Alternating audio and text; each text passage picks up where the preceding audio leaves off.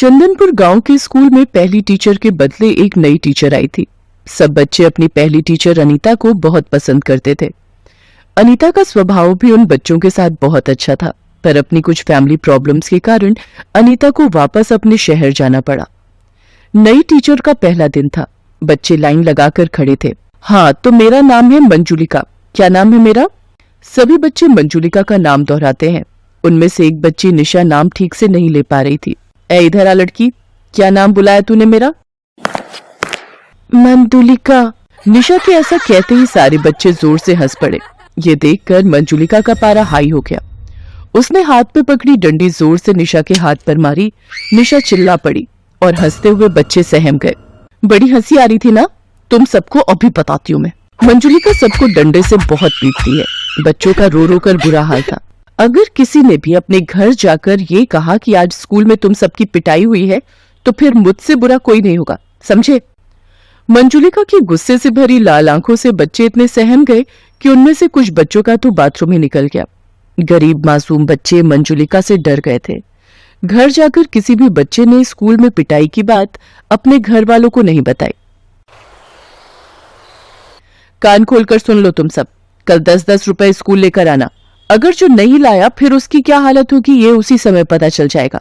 चोरी करके लाओ या फिर छीन कर लाओ या मांग कर, पर मुझे कल पैसे चाहिए। बेचारे गरीब बच्चे जिनके माता पिता मजदूरी करते थे, किसी न किसी तरह रुपए लेकर स्कूल पहुंचते हैं। पर निशा बहुत ही गरीब बच्ची थी। उसके पिता नहीं थे और उसकी माँ मेहनत मजदूरी करती थी। माँ बीमार थी, इसलिए निशा पैसे नहीं मांग पाई और बिना पैसों के स्कूल पहुंची। कहाँ है तेरे पैसे? तुझे बोला था ना कि आज पैसे लेकर आने हैं, तो क्यों नहीं लाई? टीचर, मेरी माँ की तबीयत ठीक नहीं है। घर में पैसे नहीं थे। माँ मजदूरी पर नहीं गई। मैंने माँ को बोला था, पर माँ ने कहा कि वो आज नहीं दे सकती, 1-2 दिन बाद दे देंगी। मैं आपको 1-2 दिन तक दे दूंगी टीचर जी। चल फिर ठीक है। जब तक तू मुझे पैसे लाकर नहीं देती, तू पूरा दिन धूप में खड़ी रहेगी। जा वहां धूप में जाकर खड़ी हो जा। मैडम जी, छोटी बच्ची है, माफ कर दो ना, बेचारी गरीब है। तुझे बड़ा तरस आ रहा है? करूं तेरे खिलाफ रिपोर्ट? अभी तेरे को स्कूल से निकाल देंगे। बोल दूंगी तेरा काम ठीक नहीं है, तू स्कूल के बच्चों पर अत्याचार करता है। बोल चौधरी साहब को जाकर बोल दूं, क्योंकि तू ठहरा अनपढ़, तेरी बात तो कोई नहीं मानेगा, पर मैं तो पढ़ी लिखी हूँ, मेरी बात यहाँ पर सब सच मानेंगे। चल जा, अब मेरे लिए गरम गरम चाय लेकर आ। बेचारा गरीब चपरासी भी उस अत्याचारी टीचर मंजुलिका के खिलाफ कुछ नहीं कर सकता था। चपरासी दीनू जानता था कि मंजुलिका बहुत चालाक है, वो उसके ऊपर कोई भी गलत इल्जाम लगा सकती है, इसलिए वो चुप हो जाता है और बच्चों पर हो रहे अत्याचार सहन करता रहता है। निशा धूप में खड़ी रही। गर्मी का मौसम था। निशा की तबीयत बहुत खराब हो गई। उसे तेज बुखार चढ़ गया और वो स्कूल नहीं गई। ये बुखार की गोली समय समय पर देनी है। गर्मी का बुखार है, समय समय पर पानी पिलाना है, बच्ची को प्यासा नहीं रहने देना है, ठीक है? और कोई चिंता की बात नहीं है। गुड़िया रानी बहुत जल्दी ठीक हो जाएगी। ठीक है वैद्य जी। 2-3 दिन बाद जब निशा की तबीयत में सुधार आता है तो वो स्कूल पहुंचती है। 10 रुपए उसके हाथ में ही थे, क्योंकि वो जानती थी कि अगर वो पैसे नहीं ले गई तो टीचर उसको बहुत मारेगी और सजा देगी। मंजुलिका जी, ये घड़ों का इंतजाम मैंने कर दिया है। यहां पर ये 2 बड़े घड़े पानी के लिए रखवा दिए हैं। दीनू, इसमें ठंडा पानी भर दो, ताकि मंजुलिका जी को गर्मी में पढ़ाने में कोई दिक्कत ना आए। सामने घड़ा बच्चों के लिए भी रख दो। स्कूल में बच्चों को भी तो गर्मी और प्यास लगती है। शुक्रिया चौधरी साहब। गर्मी में सच में बहुत प्यास लगती थी। बार बार कुएं से पानी मंगवाना पड़ता था, और फिर बच्चे भी छोटे हैं, उन्हें भी बहुत प्यास लगती है। आपने ये ठीक किया। और कोई काम हो तो आप दीनू के हाथ कहलवा दीजिएगा। आखिर आप हमारे गांव के गरीब बच्चों को स्कूल में पढ़ा रही हैं। हमारे गांव के लिए इतना कर रही हैं तो हमारा भी कुछ फर्ज बनता है। आपको हमारे गांव के गरीब बच्चों को पढ़ाने के लिए भेजा गया है। ये बहुत बड़ी बात है, पर गांव का चौधरी होने के कारण मेरा भी तो फर्ज बनता है। चौधरी साहब के जाने के बाद मंजुलिका फिर से अपने रूम में आ जाती है। टीचर जी, ये आपने जो पैसे मंगाए थे वो लाई हूँ। ठीक है, कहाँ गायब थी तू? 2-3 दिन से आई क्यों नहीं स्कूल? टीचर जी, मुझे बुखार हो गया था, इसलिए नहीं आई थी। चलो जल्दी से सारे बच्चे स्कूल की सफाई करो। कितना गंदा हो रहा है यहाँ, एक भी कूड़ा नजर नहीं आना चाहिए। चलो सब किताबें अपने बस्ते में रखो और स्कूल की सफाई के लिए शुरू हो जाओ। छोटे छोटे मासूम बच्चे हाथों में झाड़ू पोछा लिए पूरे स्कूल को साफ करने लगते हैं। जिन हाथों में किताबें होनी चाहिए उन हाथों में झाड़ू पोछा था, और ये सब अत्याचारी टीचर मंजुलिका के कारण था। मंजुलिका आराम से अपनी कुर्सी पर बैठी फल फ्रूट खा रही थी और बच्चे साफ सफाई कर रहे थे। कुछ भी कहो, चौधरी साहब के भेजे हुए आम और तरबूज हैं बड़े मीठे। ओ, अरे मेरी चप्पल फिर टूट गई। इधर आओ तुम सब। तुम सब में से मोची किसका बाप है? टीचर जी, मेरे बापू जूते पालिश करते हैं। अच्छा, ये तो बहुत बढ़िया बात है। ये हुई ना अच्छे बच्चों वाली बात। चल, अब ये मेरी चप्पल आज घर ले जाना और अपने बापू से जुड़वा लाना। हाथ आगे कर। तू भी क्या याद रखेगा कि टीचर ने तुझे तरबूज खाने के लिए दिया है। ले, पकड़ टुकड़ा। टीचर, ये आपके मुंह का जूठा है, मुझे नहीं खाना। क्या कहा? नहीं खाना? झूठा खिला रही हूँ? अरे तुझ जैसे भिखारी गरीब के बच्चे को एक तो मैं दे रही हूँ, ऊपर से मुझे नखरे दिखा रहा है। अब तू पिटेगा, इतना पिटेगा कि तू हमेशा याद रखेगा। मंजुलिका ने डंडी उठाई और जोर जोर से बच्चे को पीटना शुरू कर दिया। बच्चा रोता रहा, चिल्लाता रहा, पर मंजुलिका ने उसकी दर्द भरी चीख नहीं सुनी। बच्चा दर्द से करा रहा था। गलती हो गई, छोड़ दो टीचर जी, माफ कर दो। किसी तरह चपरासी दीनू उस बच्चे को मंजुलिका से छुड़वा लेता है, पर दीनू बहुत परेशान हो चुका था। मंजुलिका ने हद पार कर दी थी। उसे समझ ही नहीं आ रहा था कि वो किस तरह से मंजुलिका की सच्चाई चौधरी और गांव के सब लोगों को बताए। बच्चे भी बहुत डरे हुए थे। और फिर एक सुबह, अरे आज दूसरे घड़े में तो पानी ही नहीं है, बहुत प्यास लग रही है। वो दूसरे घड़े में देखते हैं, शायद उसमें पानी होगा।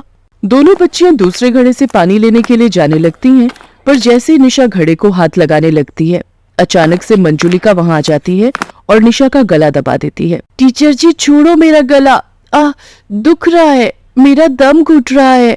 मेरे से बिना पूछे गरीब भिखारन अछूत घड़े को हाथ लगाती है, आज तेरी खैर नहीं। तभी दीनू के साथ गांव के चौधरी साहब और बाकी गांव वाले भी आ जाते हैं, जिनमें निशा की माँ भी होती है। छोड़ो उस लड़की को, छोड़ो उसे। चौधरी साहब, अब आप? अरे मैं तो। तभी निशा की माँ मंजुलिका को जोरदार थप्पड़ लगाती है। निशा अपनी माँ से लिपट कर रोने लगती है। माँ, ये टीचर बहुत गंदी है, हमें बहुत मारती है माँ। मेरी बच्ची। ललन, इंस्पेक्टर साहब को फोन मिला। इस टीचर को कड़ी से कड़ी सजा होगी। माफ कर दीजिए चौधरी साहब, आइंदा ऐसा नहीं करूंगी। चौधरी साहब, कब से सोच रहा था कि इस अत्याचारी टीचर की शिकायत करूं। पता नहीं भगवान ने मुझे कहां से हिम्मत दे दी, और मैंने आपको कल रात सब कुछ सच सच बता दिया। आपकी आंखों के सामने गुनहगार है चौधरी साहब। इन गरीब मासूम बच्चों पर बहुत अत्याचार हुआ है। कहते कहते दीनू रो पड़ता है। आज उसने हिम्मत की और गांव के गरीब बच्चों को एक अत्याचारी टीचर से मुक्ति दिला दी। मंजुलिका को सजा हो जाती है और उसके सारे सर्टिफिकेट छीन लिए जाते हैं। उसके क्रूर और अत्याचारी स्वभाव के कारण आज उससे एक टीचर का पद छिन जाता है। सबके आग्रह करने पर फिर से बच्चों की प्रिय टीचर अनीता को वापस बुला लिया जाता है। अनीता भी जब बच्चों के साथ हुए अत्याचार के बारे में सुनती है तो उसकी भी आंखें भर आती हैं। मासूम बच्चे बहुत खुश थे क्योंकि उन्हें अपनी प्यारी टीचर फिर से मिल गई थी। रामलाल अमन कुमार के घर नौकरी करता था। अमन कुमार का बेटा सौरभ एक बड़े स्कूल में पढ़ता था, जबकि रामलाल का बेटा दीपक एक सरकारी स्कूल में पढ़ता था। सौरभ और दीपक दोनों ही पढ़ने में होशियार थे और अपने अपने स्कूल के अच्छे बच्चों में उनका नाम था। देखो पापा, मेरा रिपोर्ट कार्ड मिल गया, मैं क्लास में फर्स्ट आया हूँ। अरे वाह सौरभ, मुझे पता था मेरा बेटा इस बार भी क्लास में फर्स्ट आएगा। अरे रामलाल, दीपक भी तो अपनी क्लास में फर्स्ट आया है ना? अभी कुछ देर पहले ही वो भी अपना रिपोर्ट कार्ड दिखा रहा था। जी साहब, वो भी अपनी कक्षा में अव्वल आया है। पापा, सरकारी स्कूल में पढ़कर तो कोई भी फर्स्ट आ जाता है, वहाँ की पढ़ाई तो बहुत आसान है। दीपक ने कोई बड़ा काम नहीं किया, एक छोटे से स्कूल में फर्स्ट आकर। सौरभ, ये लो लड्डू, मैं फर्स्ट आया हूँ ना तो बापू ने सबको बांटे हैं। मैं नहीं खाता ये बेकार से लड्डू। मॉम, वो चॉकलेट बादाम कहाँ हैं जो आपने सबको खिलाए हैं? मेरे पापा तुम्हारे बापू की तरह सस्ते लड्डू नहीं लाते, वो तो चॉकलेट ड्राई फ्रूट लाए हैं। और ज्यादा इतराने की जरूरत नहीं है, तुम हमारे नौकर के बेटे हो, जितनी मर्जी कोशिश कर ले तो मेरी बराबरी नहीं कर सकता। सौरभ बेटा, ऐसे नहीं बोलते, दीपक भी अच्छा बच्चा है। मॉम, मुझे दीपक एक आंख नहीं भाता, मेरे सामने पापा उसकी तारीफ करते रहते हैं, मुझे बिल्कुल अच्छा नहीं लगता। मैं कपिल के घर खेलने जा रहा हूँ। सौरभ को दीपक से नफरत थी। दीपक भी उसकी तरह पढ़ाई में बहुत अच्छा था। ये बात सुनकर सौरभ और गुस्से में आ जाता है। सौरभ कपिल के घर खेलने चला जाता है। क्या हुआ सौरभ, आज तू बड़ा गुस्से में है? मैं दीपक से नफरत करता हूँ। आज मैं जब पापा को अपना रिपोर्ट कार्ड दिखा रहा था तो दीपक ने भी अपना रिपोर्ट कार्ड दिखाया, वो भी मेरी तरह फर्स्ट आया है। फिर तुम ही बताओ। फिर पापा उसकी भी तारीफ करने लगे, वो हमारे नौकर का बेटा है, ये बात मुझे उसे समझानी होगी। अरे तू चिंता क्यों करता है, सब ठीक हो जाएगा। अच्छा सुन, कल दोपहर में सारे दोस्त गेम में पैसे लगा रहे हैं, तू कितने लगाएगा? मेरी तरफ से 200 रुपए लगा दे। अरे तू फिर से अपनी मम्मी के बैंक अकाउंट से 200 रुपए लेगा तो तेरी मम्मी गुस्सा नहीं करेंगी? मेरे पापा बहुत रिच हैं, मेरे पास पैसों की कमी नहीं है। मेरे मम्मी पापा मुझसे कुछ नहीं कहते हैं क्योंकि मैं स्कूल में हमेशा फर्स्ट आता हूँ। सौरभ को गेम पर पैसा लगाने की आदत पड़ गई थी। वो आए दिन अपने दोस्त कपिल और बाकी दोस्तों के साथ ऑनलाइन गेम खेलता और उस पर पैसे लगाता। सौरभ पढ़ाई में अच्छा था, इसलिए उसकी मम्मी भी उसे अकाउंट से पैसे लेने के लिए कुछ नहीं कहती थी। सौरभ, तुमने मॉम के अकाउंट से आज फिर 200 रुपए निकाले हैं। पापा वो मेरा ऑनलाइन ग्रुप गेम चल रहा है ना, तो उसी के लिए चाहिए थे। अरे मुझे पता है, सौरभ ने मुझे बता दिया था कि वो 200 रुपए ऐड कर रहा है। बेकार में गुस्सा होते रहते हो मेरे लाल पर। वो तो ठीक है संध्या, पर चलिए आप नाश्ता कीजिए, बच्चे हैं आपस में लगे रहते हैं। संध्या अमन की बातों पर ध्यान नहीं देती। सौरभ को गेम खेलने की आदत पड़ती जा रही थी। एग्जाम भी नजदीक आ रहे थे। एक दिन, सौरभ क्या बात है, आजकल लग रहा है तुम पढ़ाई पर ध्यान नहीं दे रहे हो। तुम्हारी मैम का फोन आया था, तुम 2 दिन से ट्यूशन में लेट पहुंच रहे हो। मम्मी वो एग्जाम आ रहे हैं ना, तो मैं कपिल के घर बैठकर पढ़ाई करता हूँ। हम दोनों साथ में ही ट्यूशन जाते हैं, तो पढ़ते हुए समय का पता ही नहीं चलता। अच्छा ये बात है, तुम कपिल के घर बैठकर एक्स्ट्रा टाइम में पढ़ाई कर रहे हो, ये बहुत अच्छी बात है। उधर दीपक भी अपनी आने वाली परीक्षाओं की तैयारी कर रहा था। बापू, इस बार मुझे फिर से फर्स्ट आना है, देखना मैं खूब मेहनत करूंगा। मुझे पता है मेरे बेटे, तुम पढ़ाई में बहुत मेहनत कर रहे हो। देखना, तुम्हारा ये जोड़ा हुआ विद्याधन एक दिन तुम्हारे बहुत काम आएगा और तुम एक दिन हम सबका नाम रोशन जरूर करोगे। चलो दीपक बेटा, अब आकर ये दूध चावल खा लो, मैंने तुम्हारी पसंद के बनाए हैं। और तुम वो कहाँ जा रहे हो अपनी कक्षा के बच्चों के साथ? माँ, मैं साइंस म्यूजियम देखने जा रहा हूँ। वहां पर विज्ञान संबंधित बहुत से उपकरण हैं। टीचर बता रही थी हमें वहां जाने से बहुत कुछ सीखने को मिलेगा। अच्छा, ये तो बहुत अच्छी बात है। दीपक स्कूल के बच्चों के साथ साइंस म्यूजियम देखने जाता है। वहां उसे प्राइवेट स्कूल के बच्चे भी दिखाई देते हैं, जिनमें सौरभ भी होता है। सौरभ, ये तो वही लड़का है जो कई बार तेरे घर पर भी देखा है। अरे ये हमारे नौकर रामलाल का ही तो लड़का है, गरीब नौकर का बेटा है ये। हाँ, ये नौकर का बेटा है, फिर तो ये भी नौकर हुआ। सब बच्चे दीपक पर हंसने लगते हैं। दीपक घर आकर सुस्त और उदास हो जाता है। बापू, सब बच्चे मुझे नौकर का बेटा कहकर चिढ़ा रहे थे, सब बच्चे मेरे ऊपर हंस रहे थे। अरे मेरे बच्चे, तू इतनी सी बात पर बुरा मान गया। मैं तुझे तभी तो पढ़ा लिखा कर बढ़ा रहा हूँ ताकि तू पढ़ लिख कर बड़ा आदमी बन सके और पैसे कमा सके। रामलाल की बातों को सुनकर दीपक में हिम्मत आ जाती है और वो खुश हो जाता है और खूब मन लगाकर पढ़ाई करने लगता है। अगले दिन दीपक स्कूल जाता है तो उसकी टीचर उसे कक्षा में पूरे साल अच्छा करने के लिए पुरस्कार देती है। दीपक ने पूरे साल बहुत मेहनत करके अव्वल स्थान पाया है, इसलिए दीपक को स्कूल की तरफ से कक्षा में best student of the year का अवार्ड दिया जा रहा है। और मैं जानती हूँ कि फाइनल एग्जाम जो आने वाले हैं, दीपक उसमें भी फर्स्ट क्लास पास होने की पूरी कोशिश में लगा होगा। Thank you ma'am. सब बच्चे तालियां बजाकर दीपक की प्रशंसा करते हैं। घर आकर दीपक अपने बापू और माँ को सारी बात बताता है। अरे वाह, ये तो बहुत सुंदर पुरस्कार है, जीते रहो मेरे बच्चे। बापू, मैं ये पुरस्कार अमन अंकल को दिखाकर उनका आशीर्वाद लेना चाहता हूँ। ठीक है बेटा, चल तू उनका भी आशीर्वाद ले ले। संध्या, तुम्हारे बैंक अकाउंट से 1 लाख रुपए निकल गए और तुम्हें पता तक नहीं। मैं भला इतने पैसे एक साथ कहाँ खर्च करूंगी, मुझे भी कुछ समझ नहीं आ रहा ये सब कैसे हो गया।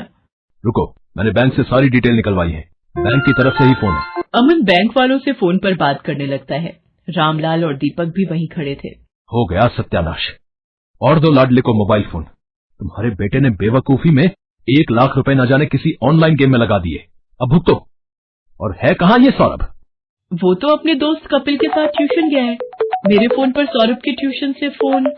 जी, मैं सौरभ की मम्मी बोल रही हूँ। क्या सौरभ ट्यूशन नहीं आ रहा? पर जी ठीक है, सौरभ पिछले 1 हफ्ते से ट्यूशन नहीं जा रहा। तभी सौरभ आ जाता है। क्यों सौरभ, ट्यूशन से आ गए? जी पापा। अब तुम झूठ भी बोलने लगे हो। तुमने 1 लाख रुपए किसी ऑनलाइन गेम में लगा दिए और 1 हफ्ते से ट्यूशन भी नहीं जा रहे हो। 2 दिन बाद तुम्हारे फाइनल पेपर हैं।